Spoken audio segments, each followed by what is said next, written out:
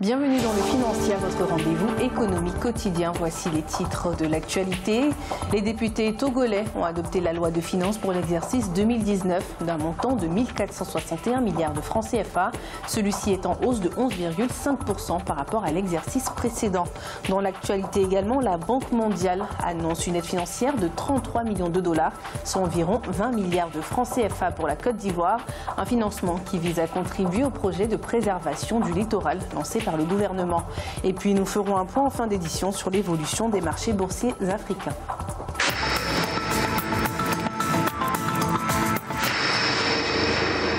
« 1 461 milliards de francs CFA, c'est le montant du budget adopté par les députés pour l'exercice 2019 au Togo. La majorité des parlementaires ont voté et validé la loi des finances 2019 qui enregistre une hausse de 11,5%. Le budget est destiné aux projets inclus dans le plan national de développement. Les détails avec Marcel Farba-Maroun. Les députés togolais ont approuvé vendredi 16 novembre 2018 la loi des finances gestion 2019. Votée par la majorité des parlementaires, le budget s'équilibre en dépenses et en recettes à 1 461 milliards de francs CFA contre 1 311 milliards de francs CFA en 2018, soit une hausse de 11,5%.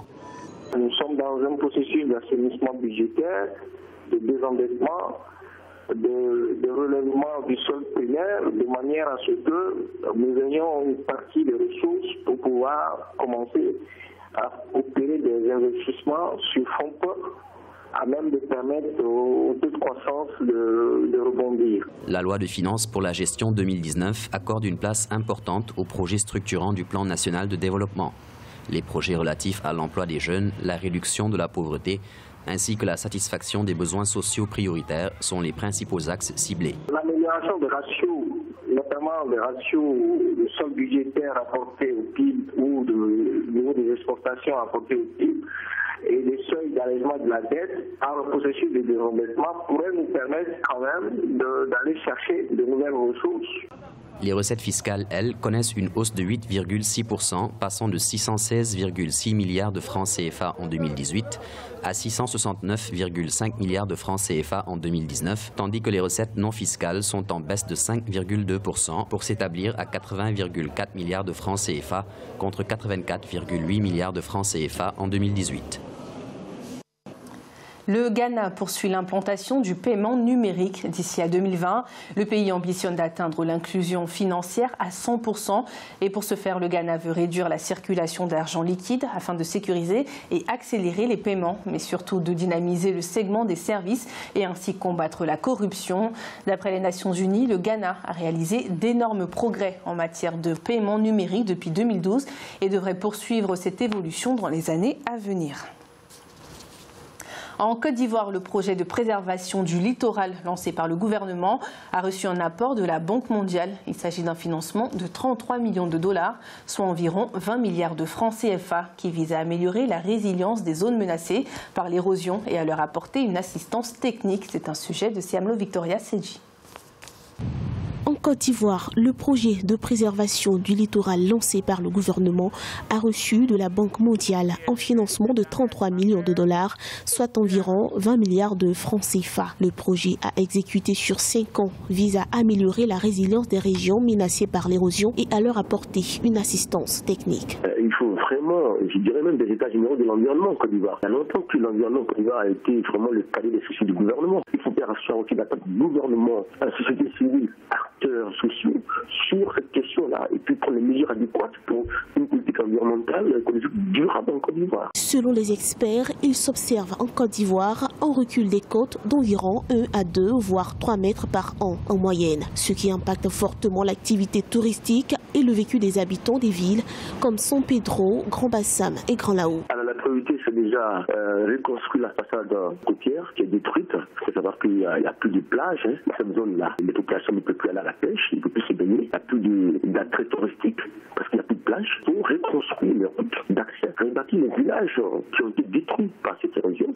Il faut ramener les populations qui ont déserté les zones. Selon les experts, les infrastructures touristiques subiront des dommages énormes si rien n'est fait. Déjà en 2013, le Bureau national d'études techniques et de développement évaluait à 2 355 milliards de francs CFA les pertes qu'occasionneront les changements climatiques dans le pays.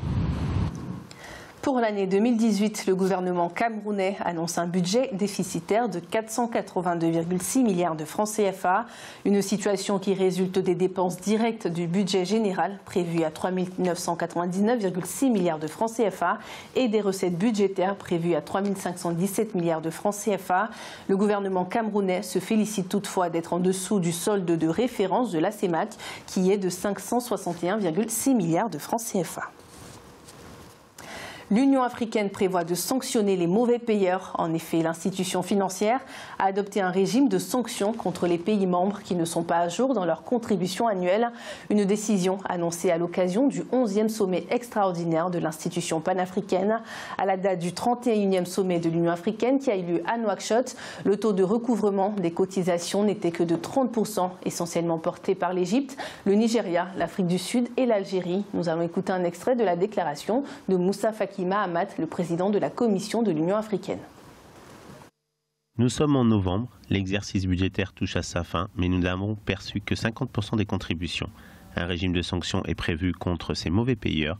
Graduellement et au cas par cas, les États défaillants peuvent se voir imposer des frais à régler en plus pour les exhorter à se mettre à jour.